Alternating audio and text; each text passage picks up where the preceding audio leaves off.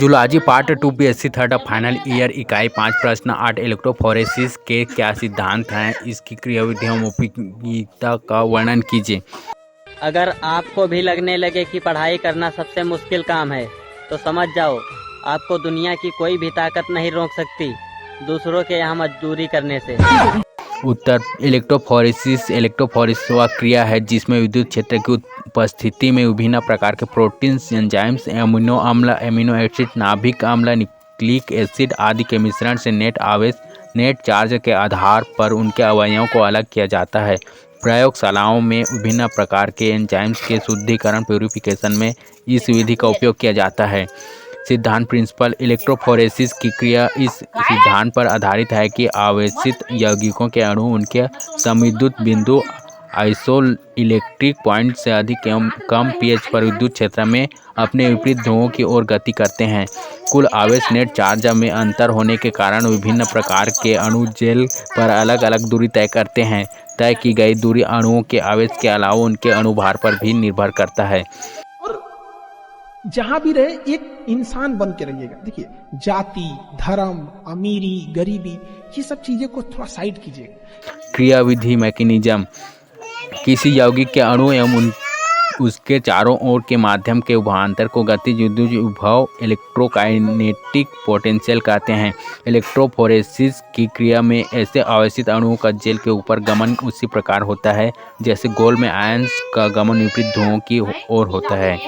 विशेषकर प्रोटीन अणुओं का गमन मूवमेंट उनके एम्फोलाइटिक गुण, एम्फोलाइटिक प्रॉपर्टी पर निर्भर करता है।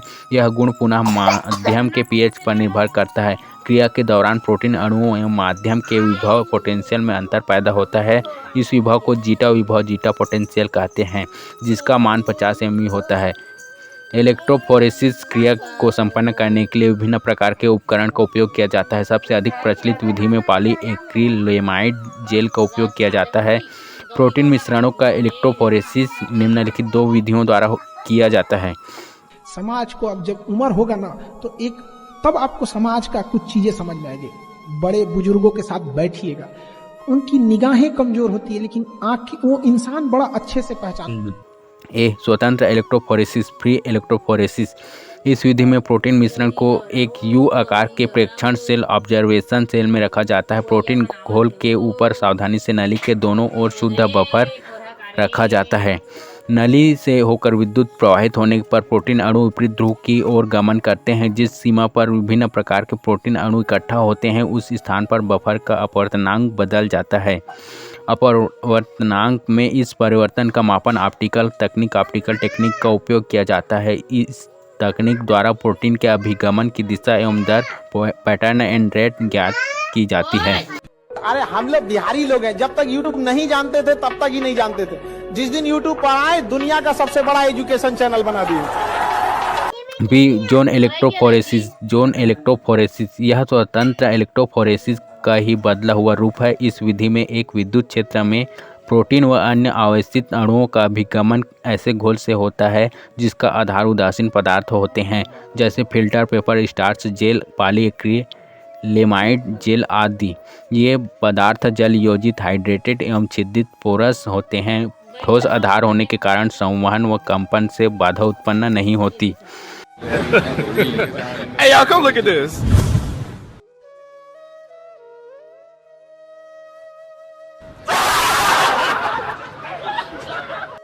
प्रोटीन मिश्रण को लोड करने के लिए जेल के एक किनारे पर गड्ढे वेल्स बने होते हैं। उनमें मिश्रण को भरने के बाद ही विद्युत धारा उपकरण में प्रवाहित की जाती है। जेल पर मिश्रण के अवयवों द्वारा तय की गई दूरी उनके अणुभार, मॉलिक्यूलर वेट एवं आवेश चार्ज पर निर्भर करता है। ये सब क्या देखना पड़ रहा है? अच्छा है मैं अंधा हूँ। अनुप्रयोग एप्लीकेशंस।